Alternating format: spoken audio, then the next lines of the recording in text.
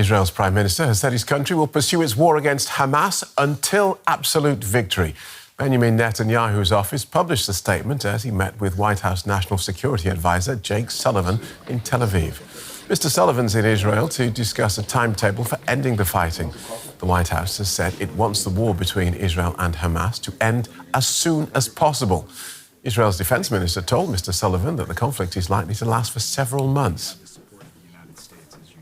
Meanwhile, the humanitarian situation for people in Gaza continues to worsen. The head of the UN agency helping Palestinian refugees has just returned from his third trip to the territory amid reports of widespread hunger and desperate conditions. A frenzy in Rafah as 8 trucks arrive in the Gaza Strip. People climb in to grab bags of food before they can be properly distributed. The hunger here is widespread and punishing. People are stopping at 8 trucks, taking the food and eating it right away.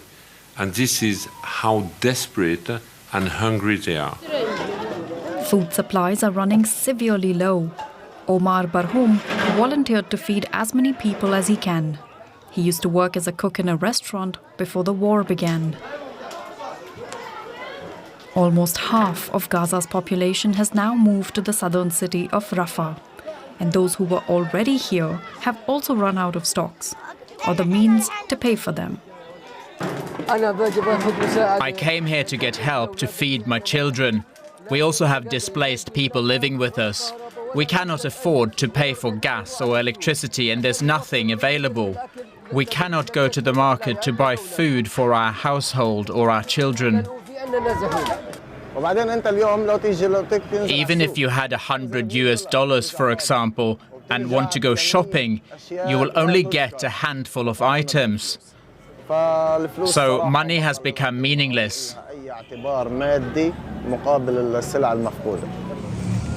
Health experts say the little food that is available is being prepared in unsanitary conditions. And a shortage of clean drinking water is posing serious danger to people's health.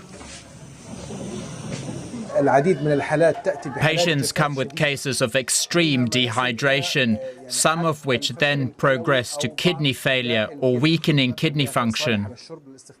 And the water that children are drinking, most of it is unfit for human consumption. Doctors are warning that Gazans are close to a disastrous health crisis that may have a lasting impact no matter when the war ends. Let's get more on this from journalist Sami Sokol, who joins us from Jerusalem. Welcome back, Sami. The UN's warning of a breakdown of civil order in Gaza. What more do we know about the humanitarian situation there? Yeah, the situation is dire, especially because these Palestinians who fled, who relocated, and are now in the Rafah governorate. They're now compromising half of the population of the Gaza Strip, which means that the population of Rafah is now 4 times the number than it was before the war. Now, Rafah area is known as being a poor area in the Gaza Strip. So with all these people who have fled from the north, there is no infrastructure. Many are out in the streets, and they don't have room in the shelters. There is not only a shortage of food, but also there's a shortage of toilets. People are standing in lines in toilets, and some of them are doing it out in the open. And we have a crisis, not only those who were injured from the bombings, but the disease is spreading in these areas. Right, now, US National Security Advisor Jake Sullivan wants to discuss an end to the war, but Benjamin Netanyahu, the Israeli Prime Minister, says there is no end in sight. So how big is the divide between the US and Israel? I would say that the divide is quite big, and it's on 3 issues. One is the intensity of the campaign. The Americans are saying that Israel cannot wage such an intense campaign, and they can continue with more surgical type of operations. So another thing is, of course, the timeline. The Israelis are talking about months of operation, while the Americans, they want to see things ending.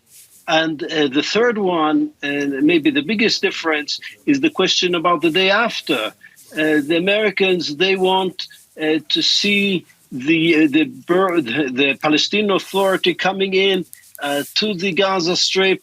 They want to see a political horizon for the Palestinian people with the establishment of a Palestinian state. And this is something that Israel is saying no.